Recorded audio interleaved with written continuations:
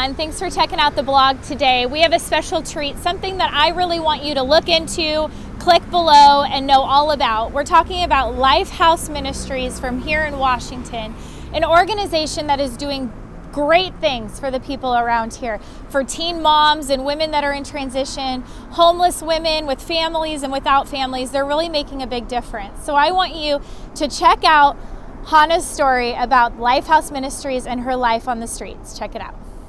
Hey everyone, we got to take it outside today. Thank goodness it's actually not raining in Seattle.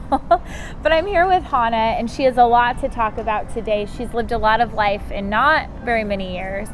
And she's gone through different addiction issues as well as homelessness.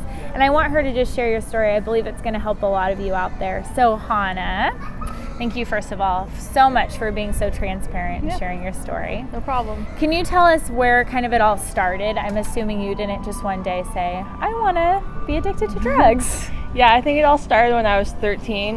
My parents had just split up, and I just started public school after being homeschooled all my life, so it was really hard for me to settle into the normal society, and I kind of just didn't feel, I felt less than most girls, especially in a society, and so I just kind of clung to the wrong group, and I've always been one to try to help others because I feel like they're more worth it than me, so I hung out with troubled kids, and they were doing drugs, and to fit in and be like them and to help them, I thought that doing drugs would, set me with them in the crowd. Yeah. So with doing drugs and alcohol and all that, what kind of lifestyle, what were the ramifications that you were living like? At first it wasn't so bad. I was still going to school and whatnot, but at 13 I actually got drunk and got raped by a stranger. Wow. And I ended up dropping out of school because I was so severely depressed and tormented by a lot of kids at school because they found out. Oh, wow. And my lifestyle was a lot of thieving. I stole from a lot of stores to get alcohol, and I had stolen my dad's car. I was just troubled. Yeah. That's amazing. And we talked a little bit before this interview, and you had mentioned that you at one point were homeless. Yeah. What happened? How did you end up on the streets? That happened later on in my life. When I was 19, I got into meth really bad. And first I started living in my car, and it was just really bad. I ended up getting a drug bust on my car by the police, and my car got taken, and I got sent to the streets. Wow. And all my stuff was in my car, so Wow. I was literally left on the streets with nothing. Wow. And it was by choice, really. My parents still would have let me live with them, but I didn't want to involve my destructive lifestyle with them. Because a lot of my friends had stolen from my parents, and I didn't want to bring that around them. Yeah. And I just I knew that I'd gotten myself into it, and I felt too ashamed to reach out for help. And people watching, they're probably thinking that is crazy. Where's the hope in this? And I think that's what we're going to get to now, because clearly Hanna is sitting here with me today. You're put together, you're beautiful. You have been sober. I know you got sober one time. Yeah. The first time, how did you make that decision to be sober? How did that all happen? I was shooting up heroin at that time in my life. I was 17 years old, and something just tugged at my heart to tell my mom. Wow. And it sounds like it's an ongoing battle for anyone that's in this, and you're constantly overwhelmed with feeling wanting to give up. Yeah. And go back into that, and I'm sure that's natural and not something to be ashamed of. Yeah, it's part of the disease of addiction. Yeah. So you did have a relapse at one point. Yeah. What ended up happening there?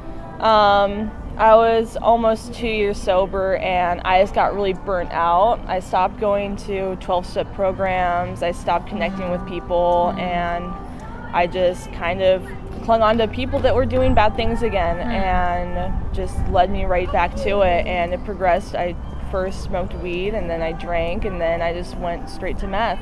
Wow.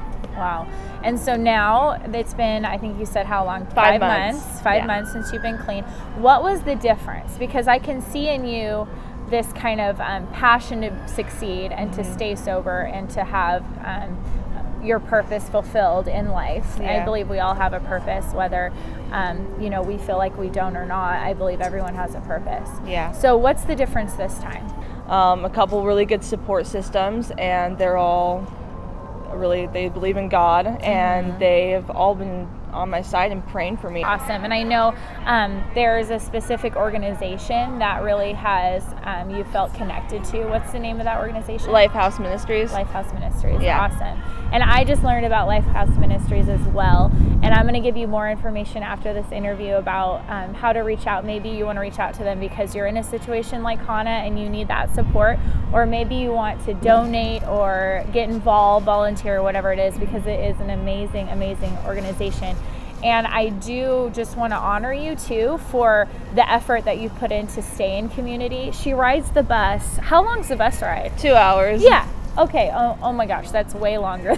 2 hours to get to Lifehouse Ministries and 3 hours to go volunteer with troubled youth in Stanwood. Oh my goodness. And I really do think that's key to success in anybody's situation, but especially if you're overcoming an addiction or whatnot, is to put in the effort, whatever it may take. I mean, that is extreme and amazing that you're doing that, to not only get around people that can support you and believe in you and care about you and push you on, but also to give back into volunteering at Youth for Christ, I think is what you said. Yeah. Volunteering in different arenas where you can be like, look, I've been there and you don't have to be there, and now it's my turn. Other people have helped me, so I'm going to help other people. So thank you so much. Well, I just look at it like I would go anywhere and do anything literally for drugs. So to stay sober, I got to do the exact same thing. That's amazing. And it works. That's amazing. Yeah. Amazing.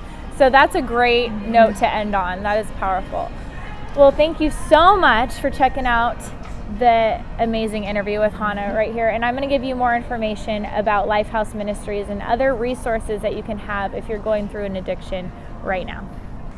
Thank you so much, Hanna, for sharing your story. Maybe there's something that you can relate to. Maybe you are struggling, you're on the streets, and you've gone to the library and are watching this video right now. I want to tell you that there's so much hope. And I'm so thankful for Lifehouse Ministries and all that they did in Hanna's life, and they're really doing in so many people's lives. There's teen moms that didn't know how they were going to keep their babies. There's women that are on the streets that are fearing for their lives, and Lifehouse Ministries is making a huge difference. So you want to go to lifehousewa.org, and I'm going to put a link right below. You can click on it. They have an event coming up that you can check out. You can give to them. You can volunteer, all the different ways to really make a difference through their ministry in so many lives. So make sure you check it out.